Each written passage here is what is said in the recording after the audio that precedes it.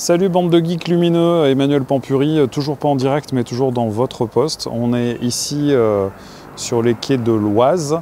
C'est le même canal en fait, mais suivant où tu te trouves, c'est comme les rues, ça peut changer de nom, à Paris. Et j'ai amené tout un tas de bazar. Est-ce que tu peux filmer le bazar là? Tu vois? Voilà. Et dans ce bazar, il y a quoi? Il y a de quoi faire un time-lapse. Je vais faire un énorme time-lapse en noir et blanc de ce cadre-là, qui est assez joli, avec le pont qui va monter et descendre, peut-être, hein, on va voir. Et pour faire ce time-lapse, j'ai amené avec moi le Shark Slider de chez iFootage, ainsi que la tête motorisée X2 Motion, n'est-ce pas? Et on va voir tout de suite comment ça marche. On va faire une petite ouverture de ce qu'il y a dans le sac. Alors déjà au niveau du packaging, c'est plutôt sympa, puisqu'on a un sac de transport qui est assez bien foutu, avec un petit système de sangles, avec un petit truc molletonné pour l'épaule. C'est très sympa. Alors on verra à quoi ça sert ça plus tard. C'est ni plus ni moins que des petites courroies qui sont de différentes tailles en fonction justement de l'ajustement de la taille de ce slider, parce que je rappelle qu'une de ses caractéristiques de base, c'est qu'on peut aller, je crois que ça fait 90 cm jusqu'à 3 fois ça, donc 2,70 m, un truc comme ça. Je ne suis pas bien sûr, mais je vais mettre des précisions exactes sur l'image, parce que là, j'ai pas mes notes et j'ai pas tout dans la tête. Qu'est-ce qu'on a là-dedans? Ici, on a donc le slider en lui-même. Vous voyez, donc la particularité de ce slider, c'est qu'il il a des tiges en carbone. C'est vraiment une très jolie finition. Ici, vous avez des petits petons articulés qui vont lui permettre de se poser par exemple sur une table ou comme on va le faire ici, sur un petit muret ou sur le sol. Voilà, c'est entièrement réglable. Et on va voir tout de suite comment on fait pour mettre une deuxième longueur de tige pour avoir un peu plus d'amplitude dans le mouvement. Donc là, on dévisse les deux petites vis qui sont là. Hop, j'enlève comme ça. Vous allez voir, c'est vraiment bien foutu. Dans le sac, j'ai deux petits containers comme ça. J'ai mes petites rallonges. Alors l'important dans ce genre d'outil, c'est la jonction. Et là, c'est un truc qu'on doit saluer. On est sur un truc top moumoute au niveau de la qualité. Vraiment, c'est super bien foutu. Ils ont mis des petites pièces ici en métal, ce qui fait qu'on n'a aucune sensation de bosse ou de dénivelé ou de changement de trucs qui se ressent dans le mouvement quand on passe ici avec le chariot. C'est vraiment super smooth. Voilà, et là, il suffit juste de... Ah, j'enlève la petite protection.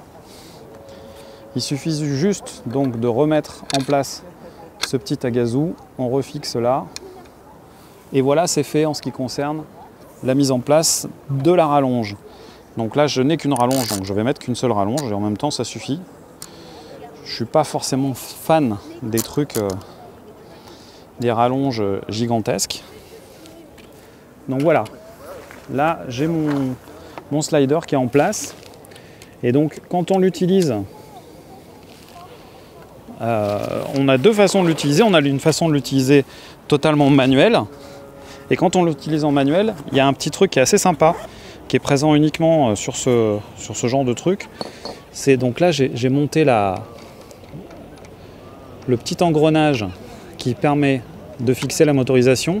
Et si on l'enlève, on peut directement aller fixer le petit volant d'inertie. Et ça, c'est vraiment le truc qui est top. C'est modulaire aussi, on peut rajouter plusieurs volants. Et ça permet d'avoir, une fois que j'aurai installé la sangle, avec ce système de renvoi sur la poulie, on a vraiment un truc qui va complètement fluidifier le mouvement. C'est vraiment super agréable. Alors je vais fixer justement la courroie. C'est une courroie crantée, a priori. Je ne m'y connais pas en courroie crantée. Ouais. Donc en fait, ici on voit deux petits patins avec des vis qui permettent justement de fixer la courroie crantée. Je vais fixer un côté, donc il suffit de l'insérer comme ça. Hop, on serre avec le petit bitonio. directement comme ça. Donc là c'est assez simple en fait et c'est assez cool du coup parce que ces genres de trucs on se dit ah je vais y passer des heures. Même là en fait ce truc là est très bien foutu. Dès qu'on a la courroie crantée, hop, ils ont prévu le système. Vous voyez, on passe la courroie directement. Je vais amener la courroie de l'autre côté. De ce côté-là, on a donc le volant d'inertie. Tu vois, ici, tu vois, c'est complètement ajouré, donc c'est très simple à mettre en place. Je rentre, je sors, je rentre. Ok, je peux mettre le truc directement en tension et j'ai plus qu'à clipser ici la sangle, la mettre dans la mâchoire, donner un petit tour directement et là ça y est. Là je suis opérationnel sur le slider.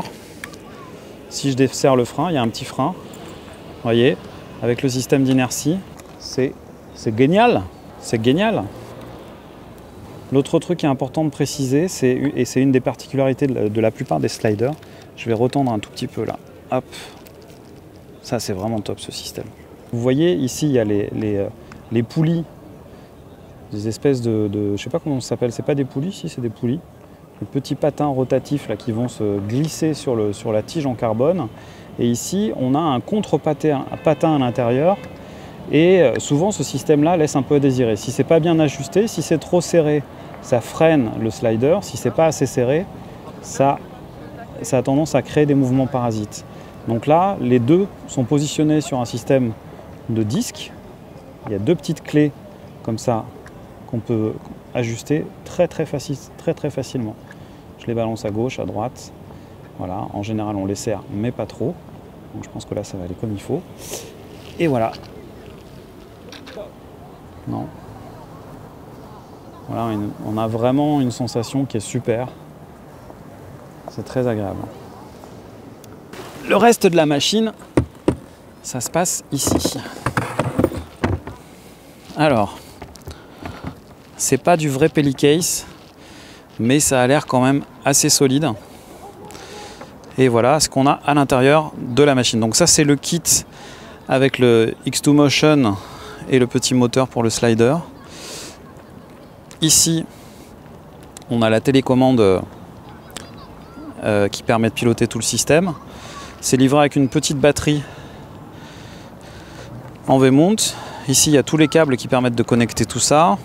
Et là, on a une petite télécommande qui permet de déclencher l'appareil photo quand on est en time-lapse, comme aujourd'hui. Et là, on a le moteur du slider. Et donc là, on va voir comment c'est super facile justement de passer du mode slider manuel avec le volant d'inertie au mode slider motorisé avec ce petit kit. Et c'est livré avec une petite antenne pour la réception de la télécommande. C'est des très bons joujous, hein. Ils font très bien les choses. Oui, d'accord, on dirait que j'ai 12 ans et demi et que je m'amuse et que je fais du Lego ou du mécano. Mais oui, mais j'assume, c'est comme ça. Voilà. Alors, donc on a un copain, c'est mon nouvel assistant, c'est Yuki. Bonjour Yuki. Comment tu t'appelles? T'appelles Yuki? Voilà. Il est sympa, il veille, c'est la sécurité. Alors, on regarde maintenant ce système de volant d'inertie. Pour le démonter, c'est très simple, on dévisse ce truc-là. Hop, on retire le petit volant. À la place de ce volant d'inertie, on met d'abord le petit moteur, comme ça. On prend les deux petites vis, toujours les petites vis anodisées, rouges, très mignonnes. J'ai un gros faible pour l'alu anodisé rouge. Tous les constructeurs s'y sont mis, c'est que ça doit...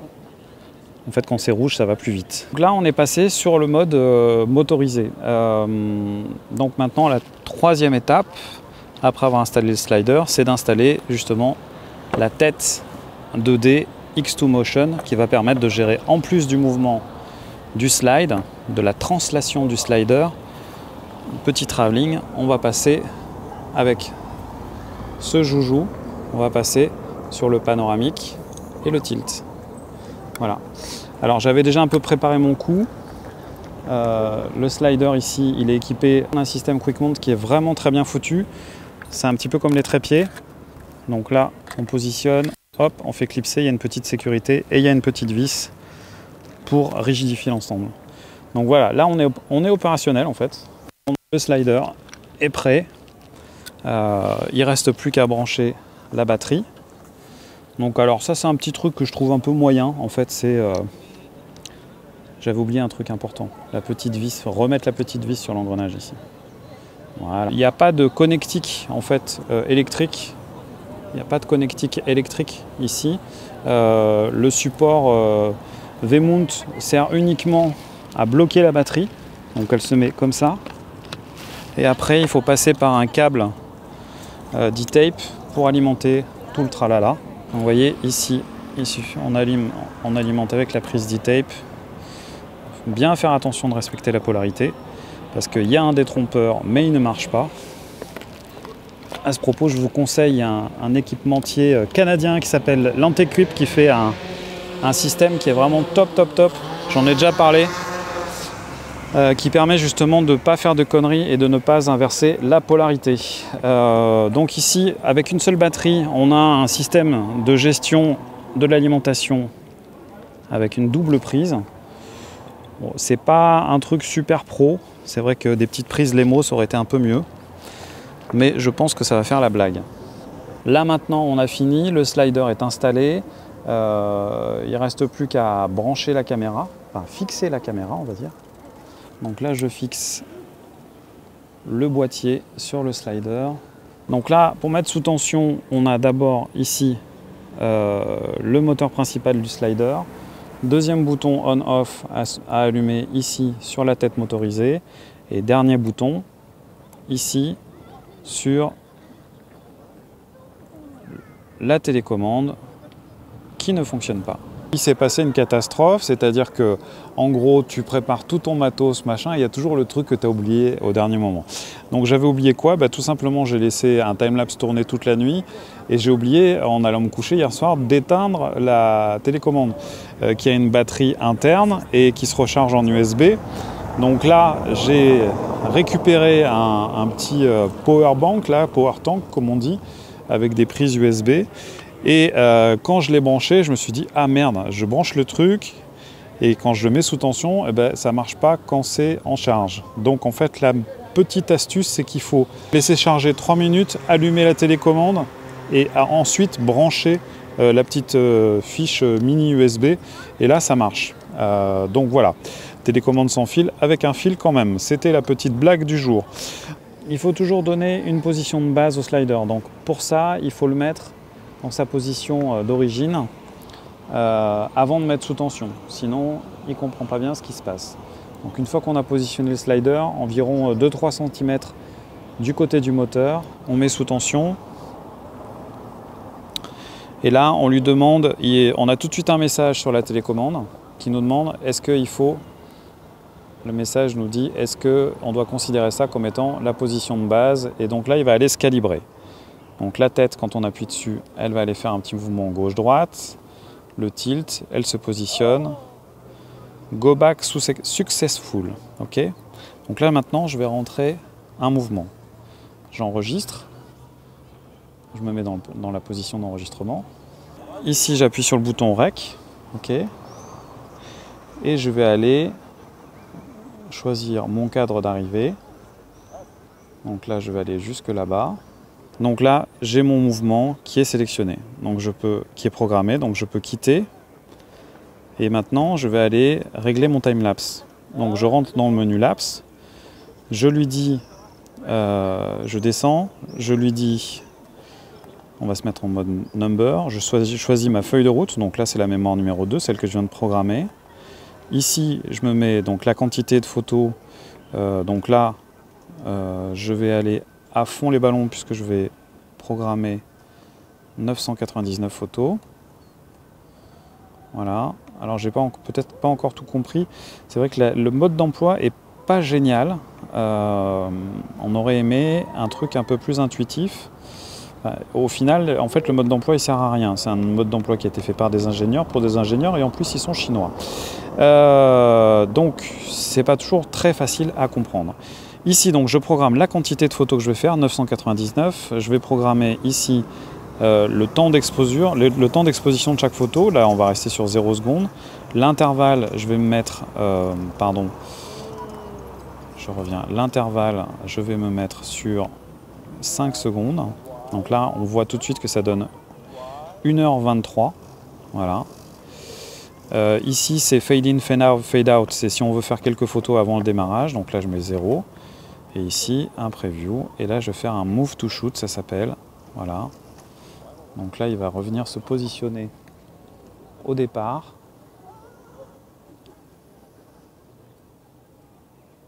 Ok. Et en fait on peut piloter l'enregistrement, le déclenchement de l'appareil par le boîtier.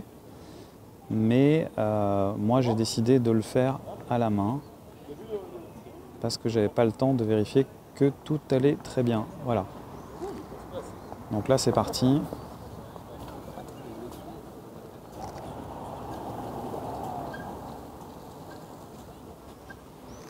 Et voilà, il n'y a plus qu'à attendre. Donc là on voit que ça avance, il a fait 15 photos.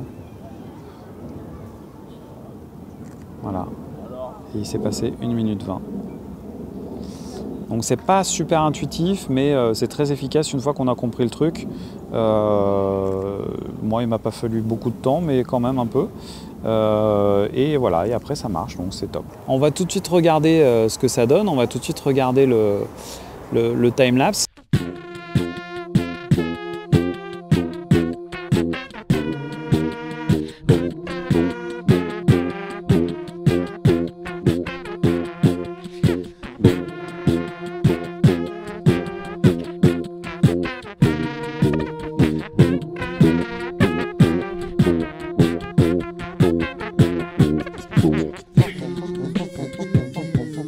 Ça faisait longtemps qu'en tous les cas j'avais envie et que je rêvais d'avoir un slider, un système comme ça de motion control, parce qu'on peut vraiment parler de motion control pour pouvoir faire des time-lapse.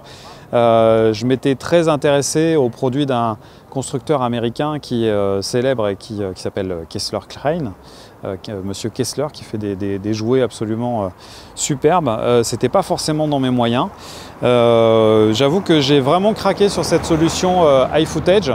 Je vais en tester d'autres, je vais vous faire d'autres reviews sur ce truc-là parce que c'est vraiment un truc qui me passionne. Là, on l'utilise en mode stop motion, en mode time-lapse, mais bien entendu, on peut faire des mouvements et on peut programmer des mouvements pour de la vidéo en continu, à utiliser par exemple pour de l'interview, avoir un mouvement assez doux comme ça, quasiment imperceptible avec une caméra qui bouge comme ça pendant une interview, de manière totalement continue. Je trouve ça super sympa. La qualité de fabrication est vraiment au top. C'est super smooth, la jonction, j'insiste sur ces tubes de carbone, leur jonction est absolument magnifique. C'est vraiment étonnant. Je vais tester dans pas très longtemps d'autres produits, je pourrais faire des petits comparatifs. Mais en tous les cas, c'est vraiment topissime ce système iFootage. On va tester la grue dans pas très longtemps aussi.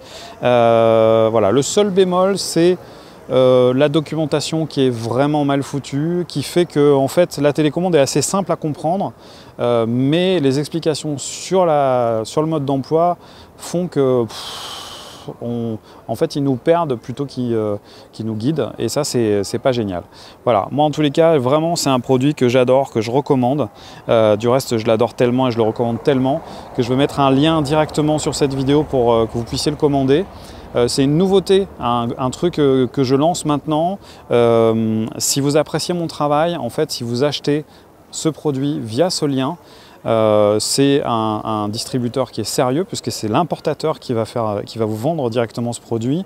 Je vais toucher un petit quelque chose dessus, ça c'est une grande nouveauté. Je ferai ça uniquement sur les produits qui me plaisent. Je ne parlerai jamais des produits qui ne me plaisent pas, de toute façon les gens qui me suivent le savent. Je garde mon impartialité et mon regard critique sur tous ces objets. Si jamais ça vous intéresse, si vous voulez acheter ce produit, n'hésitez pas, vous cliquez sur le lien et vous passez votre commande.